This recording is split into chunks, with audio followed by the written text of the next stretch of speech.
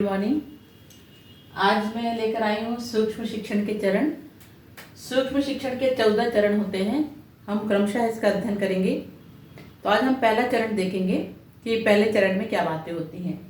तो सूक्ष्म शिक्षण का पहला स्टेप जो है वह है सूक्ष्म शिक्षण का सैद्धांतिक अध्ययन, ओरिएंटेशंस ऑफ माइक्रो टीचिंग। इस वाले स्टेप में जो टीचर्स, एजुकेटर हैं और जो अपने स्टूडेंट्स, टीचर है, इनके बीच में आपस में बैठ के डिस्कशन होता है माइक्रो टीचिंग को लेकर कि माइक्रो टीचिंग के बारे में विचार विमर्श चलता है और उनके बारे में विद्यार्थियों को सिखाया जाता है, समझाया, विद्यार्थियों को समझाया जाता है। तो इसमें क्या क्या बातें होती हैं आइए देखते हैं। सूक्ष्म शिक्षण का अर्थ एवं प्रत्यय है ना। सूक्ष्म शिक्षण क्या है, इसके अर्थ के बारे में बताया जाता है, इसके प्रत्यय के बारे में बताया जाता है ना, कंसेप्ट क्लियर किया जाता है। और दूसरा है इसका महत्व तथा उपयोग। तो इनके महत्व के बारे में बताया जाता है कि क्या महत्व है इसका, कैसे इसकी क्या उपयोगिता है, इसकी कार्य पद्धति, मेरिट और डीमेरिट्स।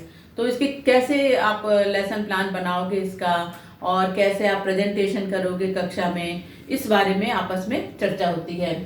फिर है इस तकनीक को अपनाने के लिए आवश्यक परिस्थितियां और साधन। ये बताया जाता है कि आप इसको जब आप इसका प्रयोग करोगे तो ऐसी कौन सी परिस्थितियां होनी चाहिए, इसके लिए क्या क्या साधन की आवश्यकता है। तो इस विषय को लेकर जो टीचर एजुकेटर्स है और जो अपने स्टूडेंट्स टीचर है उनके बीच में डिस्कशन चलता है। तो पहला स्टेप अपना है सूक्ष्म शिक्षण का सैद्धांतिक अध्ययन। अब हम दूसरे पॉइंट की तरफ चलते हैं। तो सेकंड स्टेप है शिक्षण कौशलों की चर्चा।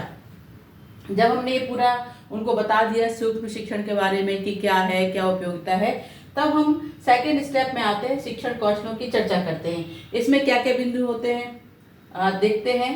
शिक्षण कार्य में शिक्षक कौशलों का उपयोग तथा महत्व। तो जो स्टूडेंट टीचर है उनको ये बताया जाता है कि जो आप टीचिंग करते हैं उसमें ये कौशल की क्या आवश्यकता है। यानी आप जब टीचिंग कर रहे हैं तो उसमें शिक्षण कौशल की आपको क्या आवश्यकता है, तो इसके बारे में बताया जाता है और उसका क्या महत्व है, उसकी इम्पोर्टेंस क्या है, इसके बारे में विद्यार्थियों को बताया जाता है, छात्र अध्यापकों को। और शिक्षण कौशल घटकों के रूप में विश्लेषण। और ये बताया जाता है कि जो आप जो भी कौशल पढ़ा रहे हैं, जिसका भी आपने लेसन प्लान बनाया है, तो उसके जो घटक हैं, कंपोनेंट्स हैं, वो कौन कौन से हैं और उसका विश्लेषण कैसे करते हैं, इस पर चर्चा की जाती है। अध्यापक व्यवहार संबंधी घटकों की चर्चा, मतलब कि जिस आप कौशल का प्रयोग कर रहे हैं उसके घटक क्या है और उसके उन घटकों के प्रति आपका क्या व्यवहार, मतलब घटकों को देखकर ही आपको शिक्षण कार्य करना है। और इसी में आता है कि सेलेक्टेड छात्र अध्यापकों को फीडबैक की प्रक्रिया में प्रशिक्षण देना। और इसमें से कुछ हमें स्टूडेंट्स टीचर को चुन लेते हैं और उनको फीडबैक कैसे दिया जाता है, इसकी ट्रेनिंग दी जाती है, जिससे कि वो जब उनके साथी ये प्रशिक्षण करें तो बैठ के वो फीडबैक दें, क्योंकि बिना प्रशिक्षण के उनको भी नहीं पता होगा कि हमें इन्हें कैसे फीडबैक देना है। तो उनको भी ये बताया जाता है कि फीडबैक कैसे दी जाए। तो इस प्रकार आज हमने 2 पॉइंट देखे, एक सूक्ष्म शिक्षण का सैद्धांतिक अध्ययन स्टेप 1 और दूसरा देखा शिक्षण कौशलों की चर्चा। तो इसके बाद जो तीसरा स्टेप है और चौथा स्टेप है वो मैं अगले वीडियो में लेकर आऊंगी। आज का वीडियो यहीं तक।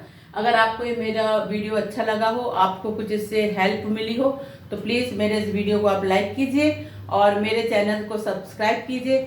आपके इस प्रयास से मैं और वीडियोस अपलोड करती रहूँगी। मिलते हैं अगले वीडियो में। Thank you.